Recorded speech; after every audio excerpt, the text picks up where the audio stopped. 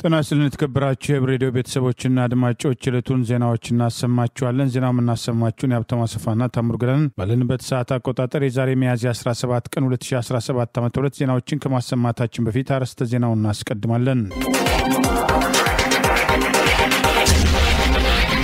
የዘመቻ አንድነት መጠናከርና የብልጽግናው አስቸኳይ ስብሰባ አነጋጋሪው ኤምባሲ ማስጠንቀቂያ የዛዙን ወላዶችና ጊዜው ያለፈበት መድኃኒት የባንታ ባተኮር ማስጠንቀቂያ ነጋዴው ፕሬዝዳንት ትራምፕ ውሳኔ የሚሉና ሌሎችም ወቅታዊ ዜናዎች ያሉን ዝርዝሩን እንሆ።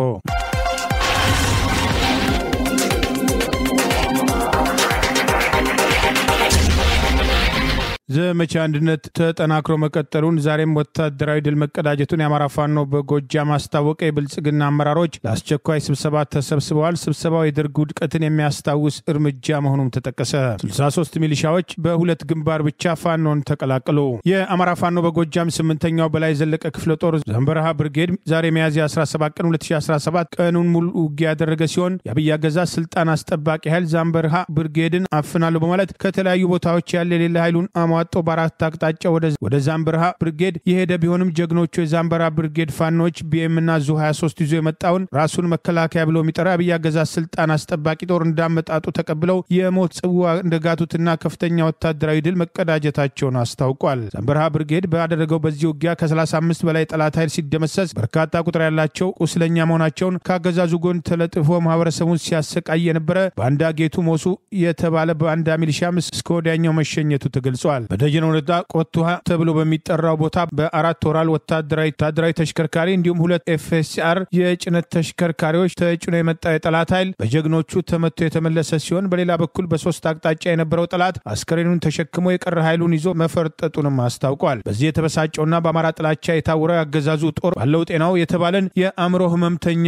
በቡከች ቀበሌ በግፍ መረሸኑንም አስታውቋል። በተጨማሪ ቤት ለቤት በመዞር የማህበረሰቡን ሙሉ የቤት ዕቃ ማውደሙንም ወራሪው ኃይል የማህበረሰቡን ሙሉ የቤት ዕቃ ማውደሙን ጭምር ጠቅሷል። ይበንዲ እንዳለ በሌላ ግንባር የአማራ ፋኖ በጎጃም 8ኛው በላይ ዘለቀ ክፍለ ጦር አባ ኮስትር ብርጌድ ትላንት ሚያዝያ 16 ቀን 2017 በእነማይ ወረዳ የትመን ከተማ መዘጋጃ ቤት ድንገተኛ የቦምብ ጥቃት በጠላት ላይ ማድረሱን አስታውቋል። በየትመን ከተማ በየሰፈሩ የነበረው ያገዛዙ ኃይል በቦምብ ጥቃቱ እግሬ አውጪኝ ብሎ ወደ ካምፕ ምሽግ ጉድጓዱ የፈረጠጠ ሲሆን አባ ኮስትር ብርጌድ ስር ኢየሱስ ቀበሌ ጠጃ ጤል ጎጥ ላይ ያገዛዙ ኃይልን በመደፍጠት በዚህ ድንገተኛ ጥቃት 6 ያገዛዙ ኃይል ሲደመሰስ 4 የጠላት ኃይል መቁሰሉንም አስታውቋል። የአማራ ፋኖ በጎጃም በላይ ዘለቀ ክፍለ ጦር የተንዛዛ ድግስ እንዲቀር ያወጣውን መመሪያ የጣሱ 2 ግለሰቦችን በእነማይ ወረዳ የትምን ከተማ አባ ኮስትር ብርጌድ ጠላት ያለበትን ቀጠና በመግባት በቁጥጥር ስር መዋሉና ከቢቸና ከተማ አገዛዙን በመክዳት አንድ ሚሊሻ የታጠቀውን አብራራው በመያዝ አባ ኮስትር ብርጌድን መቀላቀሉም ተገልጿል። ከሚያዝያ 14 ቀን 2017 ከትላንት ሚያዝያ 16 ቀን 2017 ያገዛዙ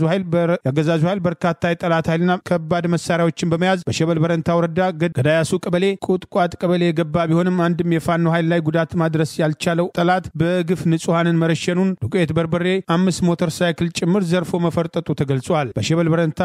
በሸበል በረንታ ገዳያሱና ቁጥቋጥ ቀበሌ የገባው የጠላት ኃይል ወደ ሸበል ቀጠና ያቀና ቢሆንም በግራ ሸበል ቀጠና የአፋፍ ቦታዎች በመያዝ ቢኤም ወደ በረሃው በባዶ ሲተኩስ መዋሉንም የአማራ ፋኖ በጎጃም ዛሬ ሚያዝያ 17 ቀን 2017 ባወጣው በዚሁ መግለጫ አስታውቋል። ይበንዲ እንዳለ የብልጽግና አገዛዝ የኮሎኔል መንግስቱ ኃይለ ማርያም የመጨረሻ ፍጻሜን የሚያስታውሱ እርምጃዎችን አጠናክሮ መቀጠሉን የአማራ ፋኖ በጎጃም ዋና ቃል አቀባይ ፋኖ ማርሸት ጸሐ አስታውቋል። የብልጽግና አመራሮች ዛሬ ከሰዓት አስቸኳይ ስብሰባ አድርገዋል። የስብሰባው አጀንዳ ታሪክ ወደ ኋላ ሳይመልስ አይቀርም፣ ደርግ የሚባለው አረመኔ ወያኔ የምትባል ተኩላ በሚያደርጉት ግብግብ ደርግ በመጨረሻው ሰዓት አስቸኳይ ስብሰባ ጠርቶ ወይ እንጥፋ ወይ እናጥፋቸው የሚል ለቅሶ ቢጤም ጭምር ተናግሮ በመጨረሻ ግማሹ በሱዳን ግማሹ ወደ ሳውዲ ግማሹን ይዞ እሱም ዚምባብዌ ጠፍቷል። ስለዚህ ለሁለት ቀናት የሚካሄደው አስቸኳይ ብልጽግና ስብሰባም የስልጣን ሪፎርም የልመና ሰነድ ለማዘጋጀት የአማራ ኃይል በጥቅምና በስልጣን ከማን ጋር ሁነን እናጥፋው፣ ወታደራዊ ሪፎርም አማራና ትግሬ ከሆኑት ውጪ ይሁን፣ ከወር በኋላ ደግሞ የአማራ የሆኑ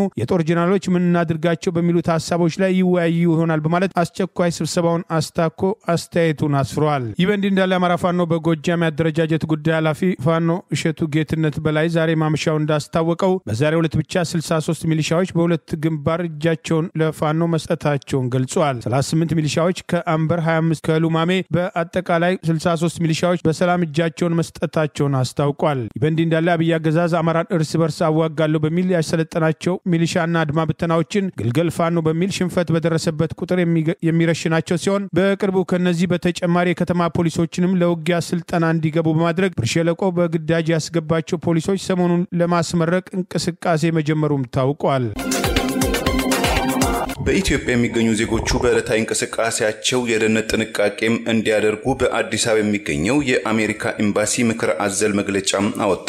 ኤምባሲው በኦፊሴል የማህበራዊ ትስስር የቀድሞ ትዊተር ወይም ኤክስ ገጹ ቦታም ጊዜም ሳይጠቅስ በየትኛውም አካባቢ በየትኛውም ስፍራና ሰዓት ወንጀል ሊፈጸም ስለሚችል ዜጎችም ጥንቃቄም ሊያደርጉ ቅኝታቸውን ሊያበዙም ተጋላጭነታቸውን ሊቀንሱ ይገባልም ብለዋል። በአዲስ አበባ የአሜሪካው ኤምባሲ በዚህ መልእክቱ ዜጎች ሰዎችም ተበራክተው በሚሰባሰቡበትም በተቃውሞ ሰልፎችና መሰል የህዝብ መሰብሰቢያ በሚታይባቸው አካባቢዎች ከመታደም እንዲተቆሙ ሰዎች በተሰበሰቡበት አካባቢ የትራፊክ መጨናነቅ አመጻዎች የፖሊስ መበራከትና ፍተሻዎች በከተማ ውስጥ ስለሚኖሩ እንደዚህ አይነት ክስተቶች በድንገተኛ የሚከናወኑ በመሆኑ ሁሉም የአሜሪካ ዜጎችና ቤተሰቦቻቸው ስለራሳቸውና ስለቤተሰቦቻቸው ደህንነትም ሲሉ ዋጋ እንዲሰጡ ሲል አሳስቧል። የአሜሪካ ኤምባሲ ከዚህ የደህንነት ጥንቃቄ መግለጫ ላይ ለምን እንደደረሰም ለጊዜው አልገለጸም። የደም አፋሳሹ የሰሜን ኢትዮጵያ ጦርነትን ተከትሎ የአሜሪካ የውጭ ጉዳይ መስሪያ ቤት በህዳር ወይም በፈረንጆቹ ኖቬምበር 6 2021 ኤሮፓ ቁጥጥር ባወጣው መግለጫ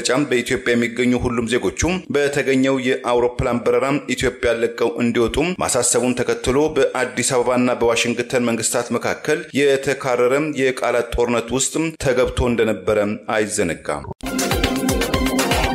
የአማራ ፋኖ አንድነት በጎንደር የአርበኞች ክፍለ ጦር በአራት አቅጣጫ ለወረራ የዘመተውን የጠላት ኃይል በመውጋት ድል መቀዳጀቱን ዘመቻ አንድነት ተጠናክሮ መቀጠሉን አስታውቋል። የአማራ ፋኖ አንድነት በጎንደር የአርበኞች ክፍለ ጦር ከአራት አቅጣጫ ለወረራ የዘመተው የጠላት በመውጋት ድል መቀዳጀቱን ዛሬ ሚያዝያ 17 ቀን 2017 ዓ.ም ባወጣው መግለጫ ጠቅሷል። የአማራ ፋኖ አንድነት በጎንደር ምክትል ቃል አቀባይ ፋኖ ድረስ ሞላ በማዕከላዊ ጎንደር ታች አርማጮና ማዕከላዊ አርማጮ ወረዳ ከደለሳ ወደ ደረቅ አምቦ ከዶጋው ከማሰሮ ደንብና ከጋብላ የአብይ ወራሪ ሰራዊት ጋር ትንቅንቅ በማድረግ የአማራ ፋኖ አንድነት በጎንደር አርበኞች ክፍለ ጦር 5 ብርጌዶችን በማሰለፍ በተቀናጀና በተናበበ መንገድ የመጣውን ወራሪ ሻለቃ አዛዣቸው ማረጉ የተባለውን ጨምሮ ከ50 በላይ ጠላት ኃይል በመደምሰስ ቁጥሩ በውል ያልታወቀ ኃይል ማቁሰሉንም አስታውቋል። 20 ጠላት ኃይል እጃቸውን አንከርፍፈው የተማረኩ ሲሆን 32 ነፍስ ወከፍ የጦር መሳሪያ መማረካቸውን፣ 1 ሳጥን ዲሽቃ ጥይት፣ 2 ሳጥን የክላሽ ተተኳሽ ጥይቶችን ከጠላት በመማረክ የአማራ ፋኖ አንድነት በጎንደር ግንባሩን በበላይነት በማሸነፍ ቀጠናውን ከጠላት ነጻ ማድረግ መቻሉን ዛሬ በሰጠው በዚሁ ማብራሪያ ገልጿል። በሌላ ግንባር የአማራ ፋኖ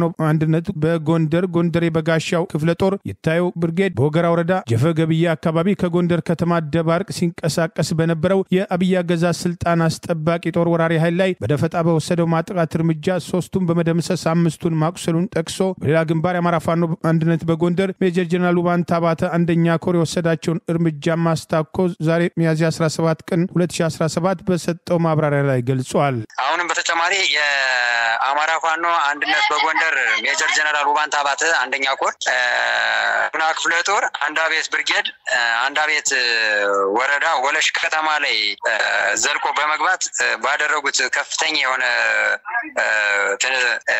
የሆነ ተጋድሎ ጠላትን አንበርክከው ቀጠናውን ወለሽ ከተማን መቆጣጠር ችለዋልኝ። ወለሽ ከተማን ተቆጣጥሮት የነበረው የብርሃኑ ጁላ ቅጥረኛ ወታደርም ከወለሽ ከተማ ፈርጦ ወደ አንዳቤት ከተማ ተመልሶ ገብቷልኝ። ሌላዋ የጉና ክፍለ ጦር አካል የሆነችው አንበሳዋና ናብስቷ ስቴደንሳ ብርጌድ አንዷ ሻለቃ ገና መምቻ ቀበሌ ላይ ወደ ቆማ ፋሲለደስ ተጨማሪ እና መጠነ ሰፊ የሆነ ያገዛዙ ወታደር ሲጓዝ በደፈጣ ጀምረው በመደበኛ ውጊያ ጠላት ላይ ከፍተኛ የሆነ ኪሳራ አድርሰውበታል። እጅግ በጣም መጠነ ሰፊ የሆነ ቁስለኛና ሙትም ሆኗል። ተመልሰዋልኝ። ለጊዜው በቁጥር ባይታወቅም ሰፊ የሆነ ቁስለኛ ወደ እስቴ ሆስፒታል እየገባ ይገኛልኝ።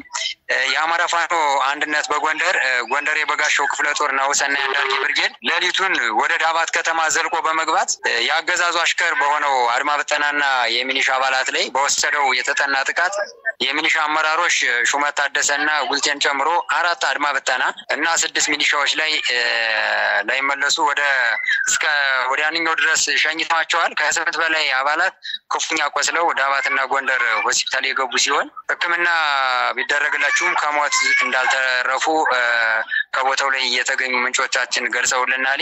የተቀሩት ደግሞ ተኩላ እንዳየበግ ደንብረው ለዛሬው ከፋኖ ምታምልጠው ጉድጓድ ውስጥ ተወሽቀው ይገኛሉ።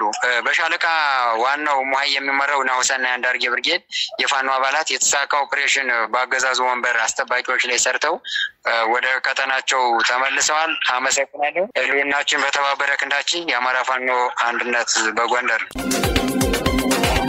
ለጾታም ጥቃትም የተጋለጡ ወገኖችን የስነ ልቦና ድጋፍ ሲያደርግ የነበረው አለኝታ ነጻው የስልክ መስመር በኢትዮ ቴሌኮም መዘጋቱም ተገለጸ።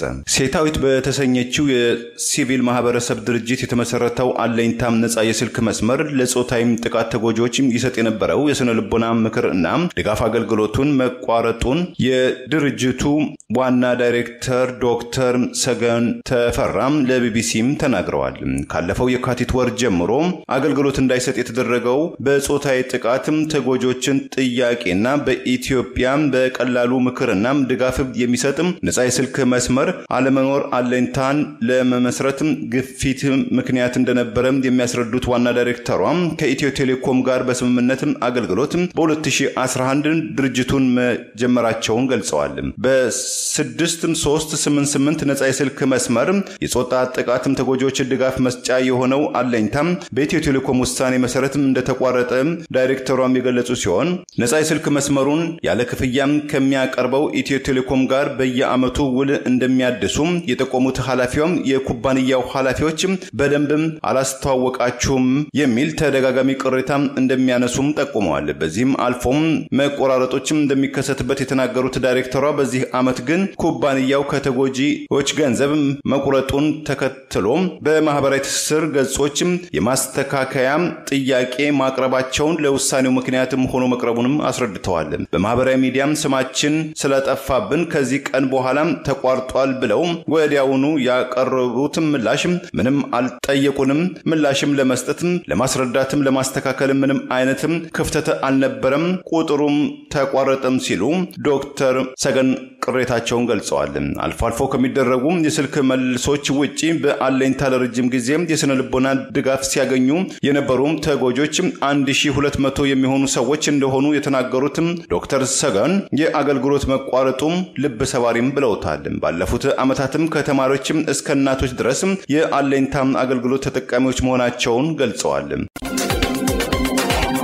ዘመቻ አንድነት በወሎ ግንባር ተጠናክሮ ቀጥሏል። በአብይ አገዛዝ ስልጣን አስጠባቂ ጦርና ባንዳዎች ላይ እየተወሰደ ያለው እርምጃ ተጠናክሯል። ድንገት ከበባ ውስጥ የወደቀው ጀግና ተፋልሞ ራሱን ለህዝብ ትግል ሲል መስዋዕት ማድረጉም ተገለጸ።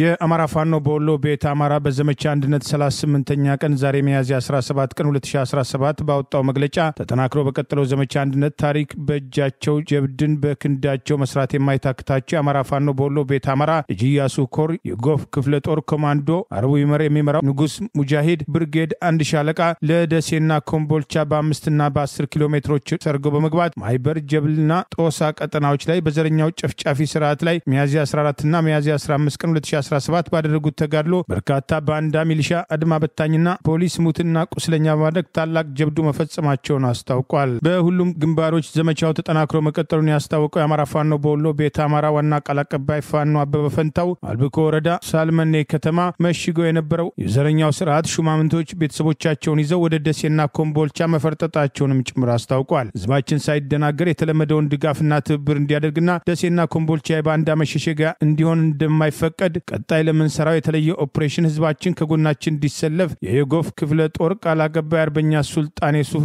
ጥሪ ማቅረቡን ጭምር ገልጿል። ይበንዲ እንዳለ አማራ ፋኖ በወሎ ትላንት ሚያዝያ 16 ቀን 2017 ከቅዱስ ላሊበላ ከተማ በቅርብ ርቀት የምትገኘው ሙቆሃ ቀበሌን ለመያዝና የአማራ ፋኖ በወሎ ቤት አማራ ላስታ አሳምነው ኮር ማረጉ ተማረ ክፍለ ጦር ስር የሚገኘውን በአርበኛው አምባው ነጋሽ ጋሼ የሚመራውን የደጋው መብረቅ 3ኛ ሻለቃን አፍናለሁ ብሎ የተንቀሳቀሰው የአብይ አገዛዝ ስልጣን አስጠባቂ ሰራዊትና መንገድ መሪ የሆኑት አብረውት የተሰለፉት ባንዳ ሚሊሻና አድማ ብተና ከአንድ ሻለቃ በላይ ሰራዊት ሌሊት ተጉዘው ከቦታው በመድረስ ከ26ቱ የላስታ ወረዳ ቀበሌዎች የገጠር ሜዳ የታዲዮስ አምባ ጠልፈጢና ወደ ብዬ 4 ቀበሌዎችን ቀጠና አስተባባሪ ሆነው አርበኛ ልደቱ አሰፋ በኔትወርክ ችግር ምክንያት መረጃ ባይደርሰውም ቤተክርስቲያን ሊስም በሄደበት ፊት ለፊት መገጣጠማቸውን ተከትሎ ጀግናው በክብር ሲፋለም ቆይቶ በመጨረሻ በተቀረው ጥይት እጄን ለጠላት አልሰጥም በማለት መስዋዕትነት መክፈሉን ጭምር ገልጿል። አርበኛ ልደቱ አሰፋ የብልጽግና መንግስት ተብዬው የሚያስተዳድራቸው ቀበሌዎችና የማህበረሰብ ክፍል እያስተዳደረ ፍትህርት እያሰፈነ የነበረ ጀግና ሲሆን በዚህና ጀግናውን ባለመያዛቸው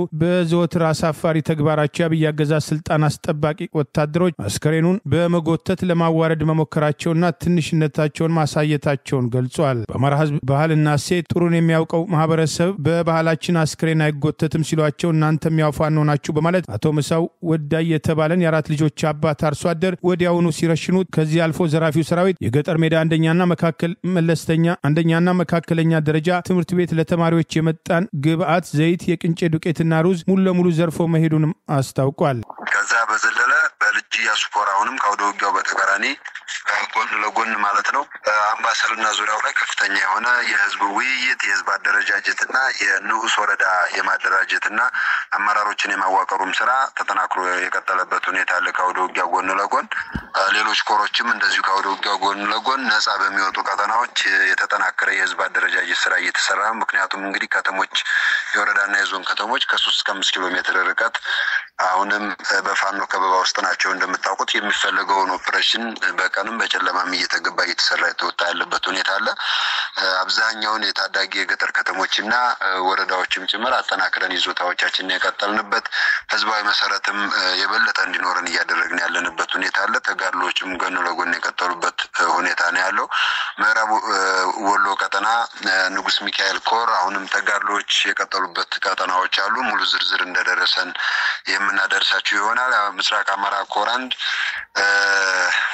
የባለሽርጡ ክፍለ ጦር በአርበኛ እንድሪስ ጉድሌ የሚመራው ማለት ነው ከወደ ውጊያ ጎን ለጎን አሁንም እስከ አፋር አጎራባች ቀጠናዎች ድረስ የህዝብ ውይይትና የህዝብ አደረጃጀት ስራ አሁንም ተጠናክሮ የቀጠሉበት ሁኔታ አለ። አጠቃላይ የክፍለ ጦር ኮሚቴውም ጨምሮ ማለት ነው በቁጥጥር ያደረጓቸው በርካታ ቀጠናዎች አሉ። ከወረባቦ ጀምሮ ሰሜን ወሎ ጊራና አካባቢ ጭምር እና ደቡብ ወሎ ጊራ ወረባቦን ጨምሮ በርካታ ቀጠናዎች ላይ የህዝብ አደረጃጀት ስራ እስከ አፋር አጎራባች ድረስ ደግሞ ከትላንት በስቲያን በአዲስ አበባ ከተማ በፖሊስም ቁጥጥር ስር የዋለው የሪፖርተር ጋዜጣም ዘጋቢ አበበ ፍቅር በ10,000 ብር የገንዘብ ዋስትናም እንዲለቀቅ ፍርድ ቤት ወሰነ። መርማሪ ፖሊስ ግን ጋዜጠኛው ሁከትና ረብሻም ለመፍጠር ሲንቀሳቀስም ይዤዋለሁ ሲል ለፍርድ ቤት መናገሩም ተሰማ። በሳምንትም 3 ጊዜ በአማርኛና በእንግሊዝኛ ቋንቋ የሚታተመው የአንጋፋው ሪፖርተር ጋዜጣም ዘጋቢ አበበ ፍቅር ዛሬ አርብ ረፋድ በአዲስ አበባ ከተማ ነክ ጉዳይ ፍርድ ቤት የቀረበው ለመጀመሪያ ጊዜም ሲሆን ጋዜጠኛው ከትላንት በስቲያም በጸጥታ ኃይሎች ቁጥጥር ስር የዋለው እያዘጋጀ ለነበረው ዘገባ የልደታ ክፍለ ከተማ ኃላፊዎችን ለማነጋገር በክፍለ ከተማው ቢሮ በተገኘበት ወቅት እንደነበረ መዘገባችን ይታወሳል። ጋዜጠኛው ቅሬታም ላቀረቡትም ሰዎች ቃለ መጠይቅም ካደረገ በኋላ የቀረበውን ቅሬታም ከክፍለ ከተማው ጋር ስለሚገናኝና የክፍለ ከተማውን ኃላፊዎችም የግድ ማነጋገር ስለነበረበትም እነርሱ ለማነጋገር ተመጣጣኝ ወይም ባላንስ የሆነ ዜና ለመስራት በሄደበት ወቅት የተያዘ መሆኑን ሪፖርተር ጋዜጣ በትላንትናው ዕለት ባወጣው መግለጫ መጠቀሱ አይዘነጋም። አበበ በልደታ ክፍለ ከተማ ቢሮ ከተገኘ በኋላ ከቀኑ 9 ሰዓት አካባቢ ኃላፊዎችን እንዳላገኘ አሳውቆ እንደነበር የሚገልጹት ምንጮች ወደ ቢሮ እንዲመለስና በማግስቱም በአካል ወይም በስልክም ኃላፊዎቹን ለማግኘት እንዲሞክር እንደተነገረውም ተገልጿል። ጋዜጠኛ አበበ መታሰሩ የታወቀው ከቀኑ 11 ሰዓት ተኩል አካባቢ እንደሆነ የታወቀም ሲሆን አበበ መያዙ የታወቀው አካባቢው ላይ የነበሩ ሰዎችም ጋዜጠኛው ወደ ሪፖርት ቢሮ በመደወል በጸጥታ ኃይሎችም ተይዞ እየሄደ ማየታቸውን በመናገራቸው መሆኑም ታውቋል። ዛሬ ረፋድ በነበረው የችሎት ውሎ ጋዜጠኛው የታሰረው በልደታ ክፍለ ከተማ የሥራ አስፈጻሚ ቅጥር ግቢ ውስጥ ሳይፈቀድለት ወይም የሚዲያ ባለሙያ መሆኑን ማስረጃም ሳያቀርብ ሲቀርጽና ፎቶ ሲያነሳ በመገኘቱ እንደሆነ መርማሪ ፖሊስ ለፍርድ ቤትም ገልጿል። ጋዜጠኛ መሆኑን አናውቅም መታወቂያም የለውም ያለው መርማሪ ፖሊስ ጋዜጠኛ አበበ አበበም ሁከት ለማስነሳትና ረብሻ ለመፍጠር ሲንቀሳቀስ በቁጥጥር ስር እንደዋለ ለፍርድ ቤቱም ፖሊስም ተናግሯል። ተጨማሪም የምርመራ ጊዜ ለማድረግ 14 የምርመራ ቀናት እንዲፈቀድለት ለፍርድ ቤትም ጥያቄ ያቀረበ ቢሆንም ፖሊስ ጋዜጠኛ አበበን የወከሉትም ጠበቃ በበኩላቸው ጋዜጠኛ መሆኑ ማጣራት ይቻላል፣ ደብዳቤም አቅርብም ተብለንም አቅርበናል በማለትም መከላከላቸውም ታውቋል። ጠበቃው ዋስትና ሊከለከለው የሚያስችል ምንም ጉዳይ የለም በማለትም ጋዜጠኛው አበበም ከህግና አዋጁም አንጻር ሊታሰርም አይገባም፣ ይህም ቢታለፍም እንኳን የዋስትና መብትም ሊከበርለት ይገባል የሚል መከራከሪያ ፍርድ ቤትም በማቅረባቸው ጋዜጠኛው በ10 ሺህ ብር የገንዘብ ዋስትና እንዲፈታም ወይም እንዲለቀቅም ፍርድ ቤት መወሰኑም ታውቋል። ከ47,000 በላይ ኢትዮጵያውያን አክሲዮን ገዝተውኛል ያለው ቴሌ አክሲዮን የገዙ ዜጎች ከ35 በመቶ በላይ ኪሳራ ላይ መውደቃቸውን የምክር ቤት አባሉ አስታወቁ። የቀድሞ የአብን ሊቀመንበርና የምክር ቤት አባል ዶክተር ደሳለኝ ጫኔ ዛሬ ኢትዮ ቴሌኮም ከ47,000 በላይ ኢትዮጵያውያን የኢትዮ ቴሌኮም አክሲዮን ገዝተዋል ሲል ያስታወቀ ሲሆን ለህዝብ ሽያጭ ካቀረበው 10 በመቶ ድርሻ ከ47,000 በላይ ኢትዮጵያውያን ዜጎች አክሲዮን ገዝተውኛል ያለ ሲሆን በዲጂታል መንገድ ብቻ በተከናወነው በዚህ አክሲዮን ሽያጭ ኩባንያው 3.2 ቢሊዮን ብር የሚጠጋ ሀብት አሰባስቤያለሁ ብለዋል። የምክር ቤት አባሉ ዶክተር ደሳለኝ ጫኔ በበኩላቸው በተጨባጭ ማስረጃ ድርጅቱ የሰጠውን መግለጫ መሰረት አድርገው አክሲዮን የገዙት ሰዎች ኪሳራ ላይ መውደቃቸውን ጭምር አስታውቀዋል። ኢትዮ ቴሌኮም ለሽያጭ አቅርቦት የነበረው አክሲዮን ድርሻ የድርጅቱን 10 በመቶ ሲሆን ይህም 100 ሚሊዮን መደበኛ አክሲዮኖችን እንደሆነ ተገልጿል። ለሽያጭ ካቀረበው ከ100 ሚሊዮን አክሲዮን ውስጥ እስካሁን መሸጥ የቻለው 10.7 ሚሊዮን አክሲዮኖች ከአጠቃላይ ድርጅቱ አክሲዮን 1 በመቶ እንደሆነና በዚህም ማሰባሰብ የቻለው ጠቅላላ ሀብት 3.2 ቢሊዮን ብር እንደሆነ አስታውቋል። ስለዚህ መንግስት የኢትዮ ቴሌኮምን ጠቅላላ አክሲዮን ዋጋ የገመተው 320 ቢሊዮን ብር ነው። በይፋ ባንክ ምንዛሪ ወደ 2.46 ቢሊዮን የአሜሪካ ዶላር ማለት ነው። ከ3 ዓመት በፊት በገንዘብ ሚኒስቴር ተቀጥሮ የኢትዮ ቴሌኮምን ሀብት ግምት የሰራው ዴሎይት የተባለው ዓለም አቀፍ ተቋም ያስቀመጠው የድርጅቱ የሀብት ግምት 70 ቢሊዮን ገደማ ሲሆን በወቅቱ በነበረው ምንዛሪ ወደ 1.6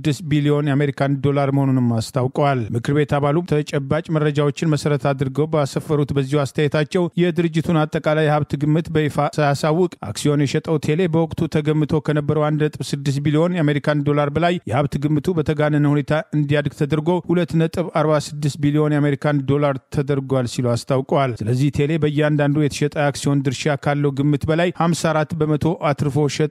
ሳያጣራ ተሯሩጦ የገዛው አክሲዮን ገዢም ከከፈለው መጠን አንጻር ሲታሰብ ያጋጠመው ኪሳራ በእያንዳንዱ አክሲዮን 35 በመቶ የሚጠጋ ነው በማለት ድርጅቱ የሰጠውን መግለጫ ከተጨባጭ ሁኔታና ቀደም ሲል የድርጅቱ ሀብት ተብሎ ከተሰራጨው ሰነድ ጋር በማመሳከር አስተያየታቸውን አስፍረዋል። የቴሌና ኢንቨስትመንት ሆልዲንግ ሰዎች በአሜሪካኖች አጠራር ዎል ስትሪት ወልፍስ፣ በሀገር ልጅ ዘውዘው አጠራር ደግሞ የሰንጋ ተራ ጨላጦች ሆነዋል በማለት ቴሌ 54 በመቶ ጭማሪ በማድረግ አክሲዮን ሲሸጥ አክሲዮን የገዙት ደግሞ በእያንዳንዱ አክሲዮን 35 በመቶ መክሰራቸውን አስታውቀዋል። ቴሌ ዛሬ በሰጠው መግለጫ የአክሲዮን ሽያጩ ለ120 ቀናት ሲከናወን የቆየ ሲሆን ሂደቱን በተመለከተ በዛሬው ዕለት በአዲስ አበባ ስካይላይት ሆቴል መግለጫ የሰጠ ሲሆን የኢትዮ ቴሌኮም ዋና ስራ አስፈጻሚ ፍሬሕይወት ታምሩ በዚሁ መርሃ ግብር ላይ ባቀረቡት ማብራሪያ በዚህ ጊዜ ውስጥ 10.7 ሚሊዮን የኩባንያው መደበኛ አክሲዮን መሸጣቸውን አስታውቀዋል። በአቶ አብዱራህማን ማሃዲ የሚመራው የኦጋዴን ብሔራዊ ነጻነት ግንባር ኦብነግ የሶማሌ ክልል የጸጥታ ኃይሎች በጅጅጋ ከተማ በጽህፈት ቤቱ በትላንትናው ዕለት ሲካሄድ የነበረውን የሴቶችም ስብሰባን አደናቅፈዋል፣ ጉዳትና እስራትን ፈጽመዋል ሲል ወቀሳም አቀረበ። በሶማሌ ክልል ውስጥ በሚገኙ በፓርቲው ደጋፊዎችና በፖለቲካ ምህዳሩ ላይ እየተካሄደ የሰፋ ጭቆና አካል ነው ሲልም ድርጊቱ ገልጿል። ቡድኑ በትላንትናው ዕለት ሚያዝያ 16 2017 ባወጣው መግለጫ በጅጅጋም ከተማ በሚገኘው ክልላዊ ጽህፈት ቤት የተካሄደው የኦጋዴን ሴቶችም ማህበር ሰላማዊ ስብሰባም በታጠቁ የጸጥታ ኃይሎች በኃይል ተበትኗል ሲልም ወቅሷል። ከዚህም በተጨማሪ በርካታ አባላቱ መቁሰላቸውን፣ አንድ በማህበረሰቡ ታዋቂ የባህል ምልክትም ተደርገው የሚወሰዱም ሰው ጉዳትም እንደደረሰባቸው ወደ ሆስፒታል መግባታቸውና በርካታም የቡድን አመራሮች መታሰራቸውን ኦብነግ በመግለጫው ጠቅሷል። አያይዞም ክስተቱን ትጥቅም በሌላቸው ሰላማዊ ወገኖች ላይ ህጋዊ ፖለቲካም ተዋንያኖችም ላይ የተፈጸመም ጥቃትም ሲል ገልጾም አደገኛ የሆነ መንግስታዊ የጭቆና አዝማሚያ አመላካች ነው ብሎታል። የኦብነግ መግለጫም አክሎም እነዚህ የተናጥል ክስተቶችም አይደሉም፣ ይልቁንም ተቃውሞን ለማፈን ማህበረሰባችንን ለማስፈራራትና በ2010 ዓ.ም የተደረሰውን የአስመራውን የሰላም ስምምነትን ስኬቶችን ለመቀልበስም የታቀደ ዘመቻ አካል ነው ሲልም ወቅሶታል። ከዚህም በተጨማሪ ለሶማሌ ህዝብም ቃል የተገባውን የፖለቲካ ምህዳር በግዴታና በኃይል ሆነ ተብሎም እየተዘጋና የፖለቲካ ምህዳሩን ለማጥበብ እየተወሰደ ያለ እርምጃ ነው ሲል ኦብነግ በመግለጫው ላይም ገልጿል። ይህንኑም ክስተት ቀደም ሲል ኦብነግ የክልሉ ባለስልጣናት በሶማሌ ክልል በጋርባም ወረዳ ህጋዊ ስብሰባዎችን በመከልከል የቡድኑ አባላትን ማሰራቸውን በተመለከተ የቀረቡ ክሶችም ተከትሎ የመጣ መሆኑን ገልጿል። የዓለም አቀፉ ማህበረሰብም የታችኛውን ቡድን ዓለም አቀፍ ማህበረሰብ ግዴለሽነትን ገለልተኛነትን አይደለም ያሳየ ያለው ቀጣይነት ያለው ተባባሪነት ነው ያለው ኦነግ አክሎም አንድ ግፍ በታለፈ ቁጥር አንድ ዲፕሎማሲያዊ ግንኙነትም ከሰባይ ስቃይ በበለጠም ቅድሚያ በሚሰጥበት ጊዜ ሁሉም የዓለም አቀፍም ተዋናዮችም ታማኝነታቸው ይሸረሸራል ሲልም አሳስበዋል። ሶማሌ ክልል የተፈጸመውን ውጥረት በተመለከተ በትላንትናው ዕለት መዘገባችን ይታወሳል። የአብይ አገዛዝ ግልጽ ጦርነት በከፈተበት አማራ ክልል የሕክምና ተቋማትን ጭምር ሲያራቁትና ሲያወድም የቆየ ሲሆን በዚህም ጊዜው ያለፈባቸው መድኃኒቶችን ጭምር ምርጫ የለም ተጠቀሙ በሚል በባለስልጣናቱ በኩል ትዕዛዝ ሰጥቷል። በአማራ ህዝብ ላይ ጦርነት የከፈተው የአብይ አገዛዝ ስልጣን አስጠባቂ ጦር የጥቃት ኢላማ ካደረጋቸው መካከል የጤና ተቋማት ጭምር የሚገኙበት ሲሆን በድሮን ጥቃት ጭምር የጤና ኬላዎች ላይ ጥቃት በመሰንዘር ነፍሰ ጡሮችን እስከ መግደል የደረሰው አገዛዝ ዛሬም በአማራ ክልል የዋድላ መጀመሪያ ደረጃ ሆስፒታል የጤና ባለሙያዎች ጊዜው ያለፈበት ማደንዘዣ እንዲጠቀሙ በደብዳቤ ጭምር በይፋ መታዘዙ ተገልጿል። የሐኪሞች ንቅናቄን የሚያስተባብረው ማህበራዊ ገጽ ደብዳቤውን ጭምር እንዳጋለጠው ይሄው የማደንዘዣ መድኃኒት ጊዜው ያለፈበት መሆኑን የሚጠቅሰው ደብዳቤ ይህ እንደ ሀገር ተመሳሳይ ስለሆነ እናቶች ሪፈር ቢባሉም ከእንግልት ውጭ የሚያገኙት ነገር ስለሌለ ባለው መድኃኒት እንዲጠቀሙ እናሳስባለን በማለት ትዕዛዝ ሰጥቷል። አገዛዙ በአማራ ህዝብ ላይ የከፈተውን ጦርነት ተከትሎ ከትምህርት ቤቶች ቀጥሎ የድሮንና የከባድ መሳሪያ ጥቃት ኢላማ ያደረጋቸው የጤና ጣቢያዎችን በዚህ ዓመት በሰሜን ሜጫ የጤና ጣቢያ ላይ ሰነዝረውን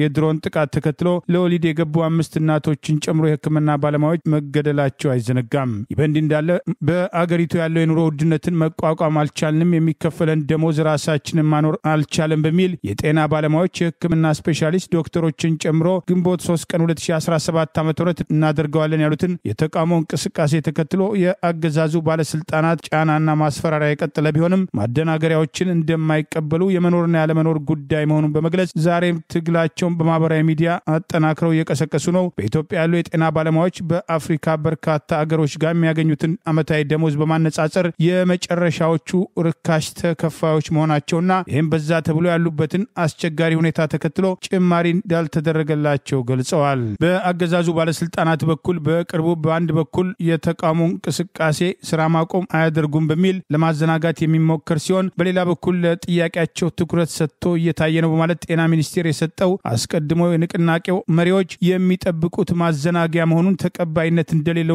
ባለፉት ዓመታት ድምጻቸውን ሲያሰሙና ጥያቄ ሲያቀርቡ ተቀባይነት አለማግኘታቸው ዛሬም ድረስ በይፋ ያገዛዙ ባለስልጣናት ምላሽ አለመስጠታቸው ጥያቄው እየታየ ነው የሚለው ማዘናጊያም ተቀባይነት እንደሌለው ገልጸዋል። በቅርቡ የሲዳማ ክልል በተለይም የትርፍ ሰዓት ክፍያ ጠየቁኝ ያላቸውን ስፔሻሊስት ዶክተሮችን ጨምሮ ለስር የዳረገበትን እርምጃ ጭምር በማውገዝ እስር ቤት በነበሩበት ወቅት የተነሱትን ፎቶግራፍ ጭምር ዋቢ አድርገው ይፋ አድርገዋል። በሌላ በኩል በዚሁ የጤና ባለሙያዎች የተቃውሞ ንቅናቄ በሚያስተባብሩበት ማህበራዊ ገጻቸው በርካታ አፍሪካ ሀገሮችን ዓመታዊ የሕክምና ባለሙያዎች ደሞዝን በዶላር በማነጻጸር ኢትዮጵያ የመጨረሻ ደረጃ ላይ እንደምትገኝ አስታውቀዋል። በኢትዮጵያ ያሉ የጤና ባለሙያዎች ከ1000 እስከ 1200 ዶላር በዓመት እንደሚያገኙና ጎረቤት ኬንያን ጨምሮ ዶክተሮችና ዩኒቨርሲቲ መምህራን የሚያገኙት ደሞዝ በኢትዮጵያ ከአፍሪካ ሀገራት ሁሉ ያነሰ መሆኑን የአንጎላ፣ ቤኒን፣ ኮት ዲቯር፣ ዲሞክራቲክ ኮንጎ፣ ጋና፣ ኬንያ፣ ናይጄሪያ፣ ሩዋንዳና ሴኔጋልን ከኢትዮጵያ ጋር በማነጻጸር በመረጃ አስደግፈው ይፋ አድርገዋል። በኢትዮጵያ ዶክተሮች ከ1000 እስከ 1200 ዶላር በዓመት ይከፈላቸው እንጂ በጎረቤት ኬንያ ከ10000 እስከ 35000 ዶላር እንደሚከፈላቸው፣ ዩኒቨርሲቲ መምህራንም ከ7000 ዶላር እስከ 22000 ዶላር በዓመት የሚከፈላቸው ሲሆን በኢትዮጵያ እንደ ጤና ባለሙያዎች ሁሉ በተመሳሳይ ዩኒቨርሲቲ መምህራን በዓመት ከ1000 እስከ 1200 ዶላር እንደሚከፈላቸው አስታውቀዋል። ናይጄሪያ ከ10000 እስከ 40000 ለጤና ባለሙያዎች ዶላር በዓመት ስትከፍል ለዩኒቨርሲቲ ሌክቸረሮች ከ6000 እስከ 18000 ዶላር የምትከፍል ሲሆን በኢትዮጵያ ያለው ክፍያ ከተጠቀሱት የአፍሪካ ሀገራት የመጨረሻው ደረጃ ላይ እንደሚገኝ ማስታውቀዋል። በእንዲህ እንዳለ የሐኪሞቹን ንቅናቄ ዩኒቨርሲቲና መደበኛ መምህራንም የመንግስትና የግል ሰራተኞችም ሊቀላቀሉት እንደሚገባ ጥሪ የቀረበ ሲሆን እንቅስቃሴውን በማስተባበር በጋራ ድምጽ ማሰማታቸው ለለውጥ ከፍተኛ ጉልበት እንደሚኖረው መብታቸውን ያለ ትግል ማስከ ማስከበር እንደማይችሉ የገባቸው የጤና ባለሙያዎች ጸንተው እንዲቆሙና ሌሎችን እንዲቀላቀሏቸው በይፋ ጥሪ እንዲያቀርቡ ዛሬም አስተያየት እየተሰጠ ይገኛል። በትግራይ ክልል ከቀያቸው ተፈናቅለው በከፋ ኑሮ ውስጥ የሚገኙ ተፈናቃይ ወገኖችን ወደ ቀያቸው የመመለስ ጉዳይ የጊዜ አስተዳደሩ ዋነኛ ተልዕኮ ነው ሲሉ የክልሉ ጊዜ አስተዳደር ፕሬዝዳንት ሌተና ጀነራል ታደሰ ወረደ አስታወቁ። ሌተና ጀነራል ታደሰ ወረደ የአፍሪካ ህብረትም የፕሪቶሪያውን የሰላም ስምምነትን መከታተል ማረጋገጥና ማክበር ተልዕኮም ከፍተኛ ኃላፊ ሆነው የተመደቡትን ሜጀር ጀነራል ሳማድ አክሲዮዶም በትላንትናው ዕለትም በጽህፈት ቤታቸው ተቀብለው ባነጋገሩበት ወቅት እንደገለጹትም ተፈናቃዮችን ለመመለስ የትግራይ ሰራዊት ወደ ህብረተሰቡ የማቀላቀልና መልሶ የማቋቋም በአጠቃላይ በፕሪቶሪያው የሰላም ስምምነት አፈጻጸም ዙሪያ ከፌደራል መንግስቱ ጋር በመቀራረብ እንደሚሰሩም ገልጸዋል። በአንዳንድ አካላትም ጦርነት ሊነሳ ይችላል የሚሉትም ስጋቶችም እንደሚነሱ የጠቆሙት ሌተና ጀነራል ታደሰ በምንም ምክንያትም ትግራይ ወደ ዳግም ጦርነት የምትገባበት መንገድ እንደማይኖር ገልጸው ከአስተዳደሩ ፕሬዝዳንት ጽህፈት ቤትም የተገኘው መረጃም ገልጿል። የትግራይ ክልል የትኛውንም አካል ደግፎ የሚቆምበት ምክንያት የለውም ያሉትም ሌተና ጀነራል ታደሰ ወረደ ከዚህ በኋላም ትግራይ በዳግም ግንባታም ስራዎች እንጂ ወደ ጦርነትም እንዳትገባም ከፍተኛ ቁርጠኝነትም አለም ብለዋል። የቀድሞው የክልሉ ጊዜያዊ ፕሬዝዳንትም አቶ ጌታቸው ረዳ በቅርቡ አዲስ አበባ ውስጥ ለጋዜጠኞችና ለዓለም አቀፍም ተቋማት በሰጡት ጋዜጣዊ መግለጫ ተፈናቃዮችን ወደ ቀያቸው የመመለሱ አጀንዳ የህወሓት የፖለቲካ ዋነኛ አጀንዳ ተደርጎ ይወሰዳል ማለታቸው ዘገባችን ይታወሳል። የአማራ ፋኖ አንድነት በጎንደር ሜጀር ጀነራል ዋንታ ባተኮር እኛ ያወጣነው ለአማራ ህዝብ ህልውና ለመታገል እንጂ ወንድሞቻችን ላይ ለመተኮስ አይደለም በማለት ከአብይ አገዛዝ ስልጣን አስጠባቂ መከላከያ የተባለው ሸኔ ጋር ግንባር የፈጠሩ የአህፋድ ታጣቂዎች የትንኮሳ እርምጃና ጥቃትን ከዚህ በኋላ እንደማይታገስ አስታወቀ። የአማራ ፋኖ አንድነት በጎንደር የሜጀር ጀነራል ዋንታ ባተኮር ዛሬ ሚያዝያ 17 ቀን 2017 በወቅታዊ ጉዳይ ባወጣው መግለጫ የአማራ ህዝብ ህልውና አደጋ በወደቀበት በዚህ ወቅት እስክንድር ነጋ የሚመራውና ራሱን የአማራ ፋኖ ህዝባዊ ድርጅት ብሎ የሚጠራው ኃይል ከአብይ አገዛዝ መከላከያ የተባለው ሸኔ ጋር ግንባር በመፍጠር ከፍተኛ ትንኮሳ በተለያዩ ደቡብ ጎንደር ግንባሮች ማድረጉና እኛ ያወጣነው የአማራ ህዝብን ህልውና ለማስከበር እንጂ ወንድሞቻችን ላይ ለመተኮስ አይደለም፣ ነገር ግን ከድርጊታቸው የማይቆጠቡ ከሆነ ተገቢውን እርምጃ እንወስዳለን ሲል አስጠንቅቋል። የአማራ ፋኖ ነፍጥ ያነሳው በአማራ ህዝብ ላይ የሚፈጸመው ዘርፈ ብዙ ጥቃት ለማስቆም ስርዓቱን ለማስወገድ ማንነቱን ለማስከበር የተገለለበትና የተጫነበትን የትህነግ ህወሓትና ኦነግ ህገ መንግስት ወደ ቆሻሻ ቅርጫት ለመወርወር በአማራ ህዝብ ላይ የተፈጸመው ጅምላ ግድያና የድርጊት ባለቤቶች በዓለም አቀፍ የፍትህ አደባባይ ለመፋረድና ለሁሉም ኢትዮጵያ የሆነ ፍትህ ለማንበር መሆኑን በዛሬው መግለጫ የአማራ ፋኖ አንድነት በጎንደር ሜጀር ጀነራል ዋንታ ባተኮር አስታውሷል። ነገር ግን ብአዴን ብልጽግና የተቀደሰውን የአማራ ፋኖ ትግል መንገድ ለማራከስና ጥገናዊ ለውጥ ለማምጣት ፋፍዴንና ግንባር የተባሉ አካላትን ከነሐሴ 2015 ዓ.ም ጀምሮ ከፋኖ መዋቅር አስርጎ አስገብቷል። በ2016 ዓ.ም መጨረሻ ፋፍዴንና ግንባር የተባሉ ድርጅቶች ውህደት ፈጥረው አፋድን መሰረቱ። በዚህ ድርጅት ውስጥ ያሉ አካላቶች በሙሉ አማራነትን ገፍተው ጎጠኝነትን የሚያነክሱ ትግል በገንዘብ የሚገዙና የሚሸጡ አማራነትን ረግመውና ወንጅለው ኢትዮጵያዊነትን የሚያቀነቅኑ የፋኖ ሰራዊት የካዱና በሴራ የተካኑ አማራነትን አዋርደው በግዛቶች የሚያመልኩ ኢትዮጵያዊነትን ጭንብል ያጠለቁ አማራነትን ከፋፋዮችና በጥቅሉ የአማራ ህዝብ ትግል እንቅፋትና አረም በመሆን ፋኖነትን ምሽግ አድርገው ቆይተዋል ሲል የእነዚህ ኃይሎችን ድርጊት ታጋልጧል። የአፋድ ሰራዊት በእስክንድር ነጋ እየተመራ የአማራ ፋኖን ትግል ለማፈራረስ የተቻለውን ሁሉ አድርጓል ያለው የመግለጫ ተሳካለትም እንጂ አፋድ ምሽጉን ጎንደር ምድር ጋይንት ላይ ካደረገ ወራቶች አስቆጥረዋል ሲል ኮንኗል። በጥቅሉ ኮሎኔል ፋንታውንን፣ ካፒቴን መቶ አለቃ ማስረሻ ሰጤን፣ ውስን የመከታው ማሞ እንዲሁም ሙሉ የፋፍዴን ተከፋይ ጋይንት ምድር መመሸጋቸው ይታወቃል ያለው መግለጫ ትልቅ የአፋድ አመራሮች ከብልጽግና ጋር በመነጋገር ከመከላከያ ተተኳሽ ተልኮላቸው የጋራ ኦፕሬሽን በአማራ ፋኖ አንድነት በጎንደር ላይ እየፈጸሙ ይገኛል በማለት እንቅስቃሴውን ጠቅሷል። በዚህ መግለጫ መጋቢት 27 ሚያዝያ 3 ጭምር በተለያዩ ግንባሮች ያደረጋቸውን ትንኮሳዎችና የደረሰበትን ሽንፈት የዘረዘረው የመግለጫ ትላንት ሚያዝያ 16 ቀን 2017 ደግሞ ከብልጽግና አገዛዝ ጋር የሚሰራው አፋድ የበፊት ሽንፈቱን ለመሸፈን ከመከላከያ ተተኳሽ ተሞልቶለትና የቡድን መሳሪያ ተሰጥቶት እስቴ ደንሳ ብርጌድን ለመምታት የጋራ ኦፕሬሽን አቅደው ከጋይንት ወደ እስቴ ምድር ገብተዋል በማለት ይኸው መግለጫ ጠቅሷል። ብልጽግናና ፋፍዴን የተስማሙበት መከላከያ ጋይንትን፣ እስቴና ደብረ ታቦርን ከአማራ ፋኖ እንዲያስለቅቅ እንዲያስለቅቅላቸውና እንዲያስረክባቸው ሲሆን በመጨረሻም በቀጥታ ወደ ብልጽግና ከሚገቡ ባሉበት ሆነው የመከላከያን ትዕዛዝ መፈጸም እንደሆነ ግዳጃቸው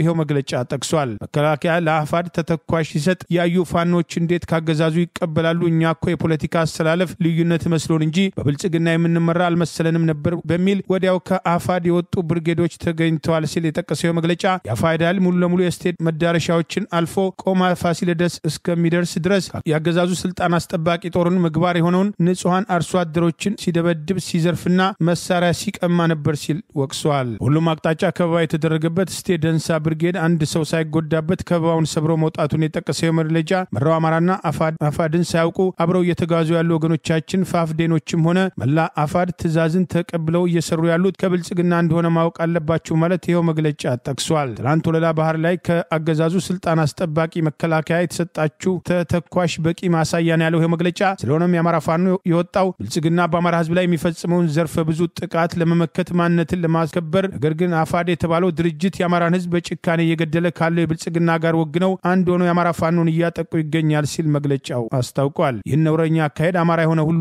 ሊያወግዘውና ሊታገለው ይገባል። እንደ አማራ እየተገደል ነውና እንደ አማራ አንድ ሆነን ትግላችንን የጠራ ማድረግ የግድ ይለናል። ስለሆነም ከአንድነት ውጪ ምርጫ የለንምና አንድ ሆነን ሴረኛውን አፋድና የአብይ ወንበር ጠባቂ ወታደርን አምረን በእቅድ መታገል አለብን በማለት አስታውቋል። በመጪው ወር የመጀመሪያ የውጭ ሀገር ኦፊሴላዊ ጉብኝት ያደርጋሉ ተብሎ የሚጠበቀው የአሜሪካው ፕሬዝዳንት ዶናልድ ትራምፕ ለሳውዲ አረቢያም የቢሊዮን ዶላር የጦር መሳሪያ ሽያጭም ጥሪ ማቅረባቸው ተሰማ። ሮይተርስ የዜና አገልግሎት ከስድስት ምንጮች አገኘሁት ባለው መረጃው ለሁለተኛ ጊዜም ስልጣን የያዙት ዶናልድ ትራምፕ በቀድሞው የስልጣን ጊዜያቸውም ሆነ በአሁኑ ወቅት የመጀመሪያ የውጭ ሀገር የጉብኝት መዳረሻቸው ሳውዲ አረቢያን ያደረጉት ትራምፕ በቀጣይ ወር ግንቦት ወይም ፈረንጆቹ ሜይ 2025 ወደ ሪያድም ሳውዲ በሚያደርጉት ጉብኝት የ100 ቢሊዮን የአሜሪካን ዶላር የጦር መሳሪያ ሽያጭ ለሳውዲ መንግስትም ጥያቄ ያቀርባሉ ብለዋል። አንድ የአሜሪካ የመከላከያ ሚኒስትር ባለስልጣን በአሜሪካና በሳውዲ አረቢያ መካከል ያለው ግንኙነት ከመቼውም ጊዜ በለጠም ጠንካራ ነው፣ ይህ ግንኙነታችን ተጠናክሮ ይቀጥላል ሲሉ ለሮይተርስም ገልጸዋል። በቀጣይ ወር ሳውዲ አረቢያን፣ ኳታርና የተባበሩት አረብ ኤሚሬትን ይጎበኛሉ ተብሎ የሚጠበቀው ፕሬዝዳንት ዶናልድ ትራምፕ ለሳውዲ አረቢያ C130 የተባለ የወታደራዊ መጓጓዣ አውሮፕላን ሚሳኤሎችና የራዳር ሲስተምን እንደዚሁም የተለያዩ ወታደራዊ የጦር መሳሪያዎችን ሽያጭም የሚያቀርቡ ሲሆን አሜሪካም ለተወሰኑ አገራት ለአውስትራሊያ፣ ለጃፓን፣ ለደቡብ ኮሪያ፣ ለሰሜን አትላንቲክ ቃል ኪዳን በእንግሊዝኛው ምህጻረ ቃል ኔቶ የምትሸጠው F-35 የተባለው ዘመናዊ ጦር ተዋጊ አውሮፕላን ለሳውዲ አረቢያ የመሸጠቷ ጉዳይ አጠራጣሪ ነውም ተብሏል። እንደ ፈረንጆቹ አቆጣጠር በ2017 የመጀመሪያ የባህር ማዶ ጉብኝታቸውን በሳውዲ አረቢያ ያደረጉት ፕሬዝዳንት ዶናልድ ትራምፕ በወቅቱ የ110 ቢሊዮን የአሜሪካን ዶላር የጦር መሳሪያ ሽያጭ ለሳውዲ መንግስት ጥያቄ ማቅረባቸው አይዘነጋም። ለዛሬ ያሉን ዜናዎች እነዚህ ናቸው። ዜናውን ስታደምጡ ለቆያችሁ የህብር ሬዲዮ ቤተሰቦችና አድማጮች ምስጋናችን ድረሳችሁ። የህብር ሬዲዮ ኦፊሻል ዩቲዩብ ቻናላችንን ሰብስክራይብ ያላደረጋችሁ ሰብስክራይብ በማድረግ በተጨማሪም የደወል ምልክቱን በመጫን የህብር ሬዲዮ ቤተሰብ እንድትቀላቀሉ በአክብሮት እንጋብዛለን። እንደወትሮ ሁሉ የህብር ሬዲዮ ቤተሰቦች ፕሮግራሞቻችንን ላይክ በማድረግ ሼር በማድረግ አስተያየቶቻችሁን በመስጠት አብሮነታችሁን እንድትገልጹ በአክብሮት እንጠይቃለን። በድጋሚ እናመሰግናለን። ጤና ይስጥልን። ቸር እንቆይ።